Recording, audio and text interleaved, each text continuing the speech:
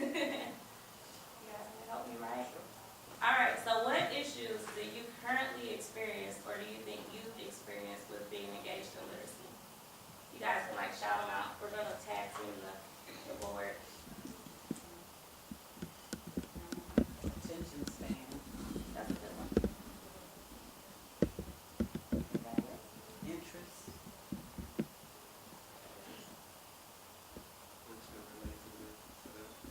Comprehension.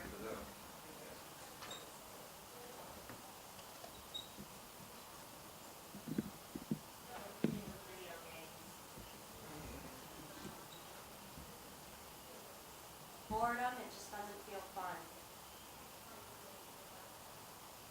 Sorry guys, I have like the worst handwriting ever. Critical thinking skills. That's awesome. Teaching them how to handle books the correct way. Oh, that's a good one. That's yours.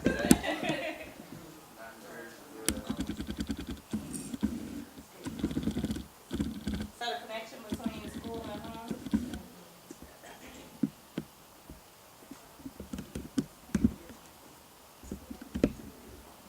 We got any more?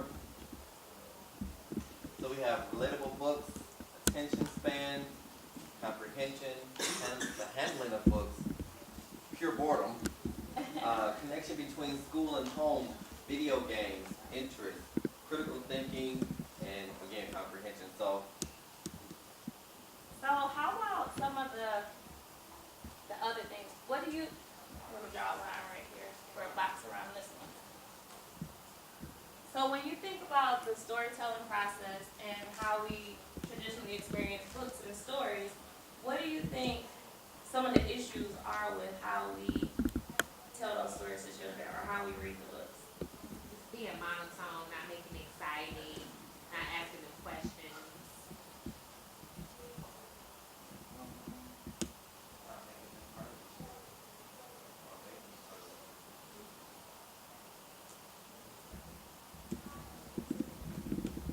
Type of books you're choosing. Props. Using the explanation mark. Alright, types of books, I'll say, seeing themselves in the book. yeah, being able to relate to the book. Relatability, that's my, that'll be our good word. I probably didn't spell it right. Age appropriateness. You got that one? Yeah. That's awesome. That's a really good one. Anybody else? This side of the room. You guys are kind of quiet. Anybody? No? All right. Anybody back on this side of the room? All right. Next question then. So I actually grew up with a grandmother who would read me stories, and I know you said like the monotone. My grandmother was great at changing her voice, inflections. Every character had their own voice. And my favorite story was a Billy Goat Gruff.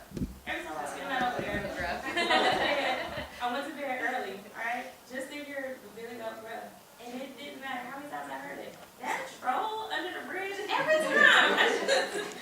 It just didn't matter. So that's perfect. So what do you think that we can do to change those issues that our children are having? You have to get excited about the book yourself. Do you think a lot of us are excited about those stories? No. I only choose books I know that I enjoy. And I know the kids will, if I go through and I read it, make sure, if I read a book, I'm like, yeah, I'm not into this. I won't read it. Right. Right. How about anybody else? I was taught to use, like you said, use the props. And one of the sessions that we had here previously, what the lady taught us was that you make it like a journey. So what I would do is I would have the kids close their eyes, and we would use like a whistle or some kind of noise maker, and we'd act like we were leaving to go on the journey to the story. And then we would read the story, and then we'd have to go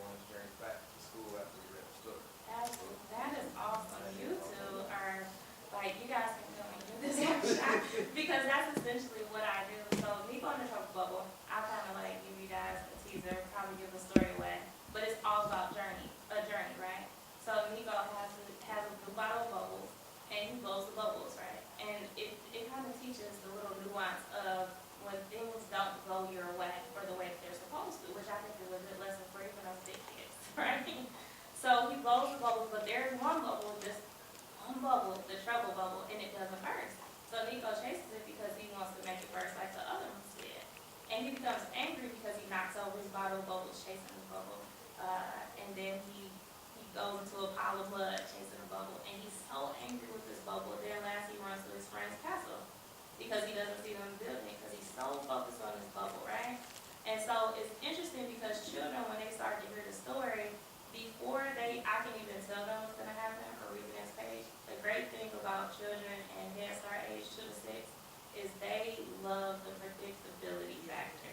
They love those little clues. And so Nico is definitely a journey, but it gives them a chance to guess what's going to happen next. Because one of the things with educating children of this age, the development at the infancy stage is so much faster. It happens so much faster than from 2 to 6. When they get to toddlers, everything starts to slow down and develop much slower, right? And so I think it's frustrating for them sometimes, and the encouragement comes from them being able to relate to it. And we talked about relatability and being able to say, okay, I get it. Every child knows bubbles. I get it. I know what a bubble is. I know what it looks like. But how can we engage them in a journey with something familiar and then throw in little aspects that they don't know? Maybe it's the vocabulary or the language. Maybe it's a new rule that we're trying to adapt them to in school. And there's little techniques that we can do. But that is perfect. That is my favorite thing. If I could characterize anything about myself, it would probably be that I love journeys. And that's how a great story happens, and that's how it becomes engaging. So I'm going to show you guys a couple of workshops that I've done recently. And I like to do, it's just endless. I like to give teachers the opportunity to do a lesson plan for a week and even 2 weeks, right? Because you don't have a lot of time anymore. There's a lot more children in one room than there used to be. So it's how can I spend the time engaged with the children as opposed and be rested, because it's really hard to work with this age group and not be rested. So if you're up late at night making lesson plans, it makes it really hard. But with Nico and the Trouble Bubble, we do an activity called Blowing Trouble Bubbles. And so we use Nico and the Trouble Bubble, and so one day we'll read the book, right? And they'll get to even read it a second time with me. I'll point to different words, and they have to say the word. So they feel like they're participating in the storytelling process. It also helps their mind develop, their memory develop, and their attention span. Because they know, okay, I have to pay attention to what she's saying because I have to say the next word. It also is very good because at that age, you have the different personalities, of course. And, I give any teacher kudos because you have the different backgrounds. Some students are coming in and they've been in daycare pretty much since they were born. Nico, my godson, he was in daycare right away. So he's adjusted to the structure, to direction, discipline. But then some students come in and they go straight to kindergarten. And they don't understand things like, I just can't talk when I want to. Or I have to let my friend have a turn. Or I have to share. So it's a good thing to have them talk in groups. Okay, guys, we're going to read Nico and the Trouble. And they say bubble. And nobody, you'll notice that they stop. They don't yell. They start to hear themselves. But they still hear their own voice. But they get to hear it in a group. So we read it. We let them read it a second time. If you have time that same day or you want to do it the next day, we do blowing trouble bubbles. I love blowing bubbles. And so an interesting thing about blowing bubbles, I studied this a little bit, is how many developmental skills it encompasses. So everything from, with this activity, we actually use the straws to blow bubbles. Them holding that straw is something that's difficult for them when they're developing at that age between 3 to 6, those fine motor skills. And then the motions of dipping it into something, the hand-eye coordination of being able to dip the straw into the container and move it out, even visual tracking where they're watching where the bubble goes. And it kind of takes them on a journey. Oh, you'll see some children. Now my bubble was going to the tree. Now it's going up past the flowers. And it's really cool to even hear them start to talk, and that critical thinking, that's the element of critical thinking, observation. And then the oral motor skills, I didn't realize how difficult it is until I did the workshop, right?